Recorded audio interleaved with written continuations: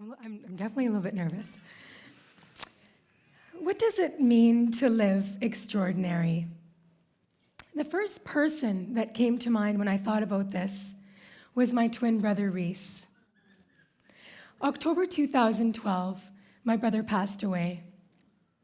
He was on a trip with some friends in Denver and died of a heart attack in his sleep. Reese lived a life filled with passion.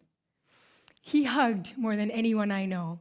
He hugged everybody, friends, family, colleagues, even his customers. And I'm telling you, when they work in the oil patch, this is very rare. He called everyone on a regular basis. He wasn't texting or emailing or Facebook messaging. He picked up the phone and called. He called me like 2 or 3 times a day. So yeah, he definitely called.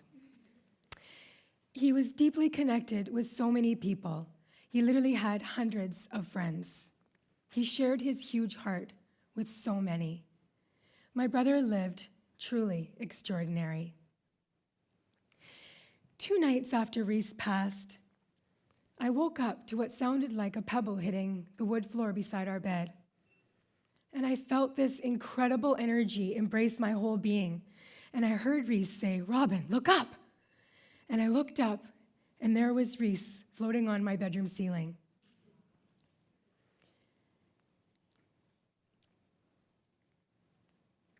It was absolutely him. I heard his voice, and I recognized his energy. I wasn't scared at all. I was totally excited, completely exhilarated. But the most remarkable thing was that I felt at complete peace. He looked almost like the northern lights dancing in a dark sky. Reese was with me for 25 beautiful, life-changing minutes that night. And we had a conversation like 2 people sitting across from one another. We talked about his funeral. And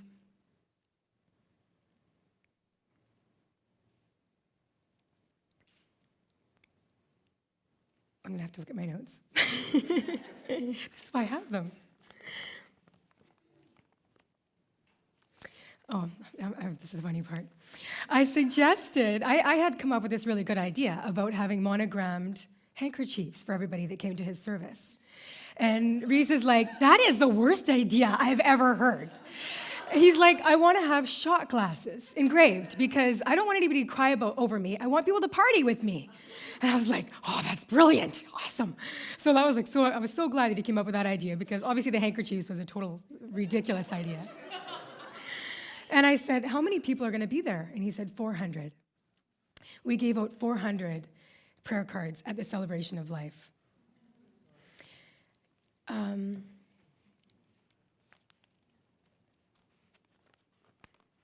Sorry.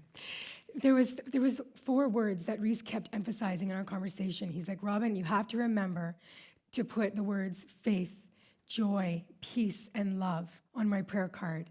And they have to be emphasized throughout the celebration." And I was like, "Okay." Like, it didn't really sound like Reese, but I was like, "Okay." So the next day, I was working at my desk, working on the funeral arrangements. And he came in and out throughout the whole day, talking to me and telling me what to say, who to call. And more than anything, he was giving me the strength and the love that I needed to carry out his funeral arrangements.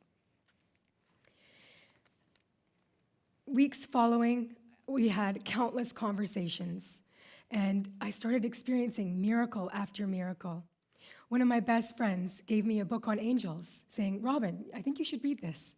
And I thought, okay. So I started rifling through this book, and I was just totally in love with this book. And I went to take notes on something I'd read and pulled out a journal, an old journal out of my drawer with a picture of the same angel on the front cover. And I thought, "Oh my goodness, angels, wow." So I started researching angels and talking to them and asking for their guidance. And my life is remarkably different because of the influence the angels have had on my life. This is the joy and the peace and the love and the faith that Reese was reminding me of. When you'll think of somebody and they'll call right away, or you'll bump into somebody or they'll email you right after. It's happened to all of us. This is how deeply connected we all are. You know, if I think of my grandma, I know that her spirit is with me in that very moment. If a friend is going through a challenging time, I can pray for her and send her love. She will receive it. We are all extraordinary, powerful, energetic beings. And, you know, we have a choice in every single moment to show up as our most loving, joyful, caring, generous selves, or we can choose the opposite. I'm very conscious about sharing positive energy throughout my daily life. I've also come to know that we all have guardian angels. Whether you've seen them or not, whether you believe in them or not, they exist. We all have a team of angels and a team of guides with us 24/7. It's like we had this agreement before coming into our bodies that this team would be with us to love us and support us throughout our journey. All we have to do is ask for their help. I promise you, they'll give it to you. But you know what? Don't take my word for it. Do it, and then just watch out. Miracles are going to start to happen. It's been 15 months since my brother transitioned into pure spirit. And as part of this divine plan, my life has transformed as well. It was destined that we come into this world together and that he leave 35 years later.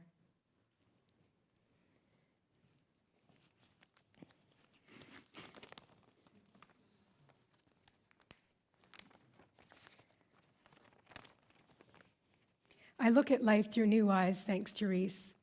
I think, if I was to float out of my body right now, what legacy would I have left in this lifetime? I'm clear now. I'm here to love. I'm here to be more open, to hug tighter, to pick up the phone and call,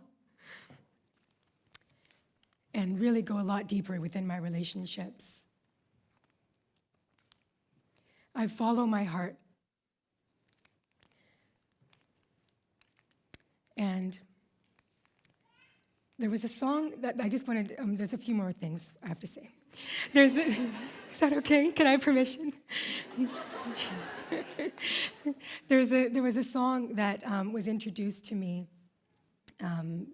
shortly after Reese passed, and it's become my prayer of gratitude to God and to Reese, my eternal twin spirit.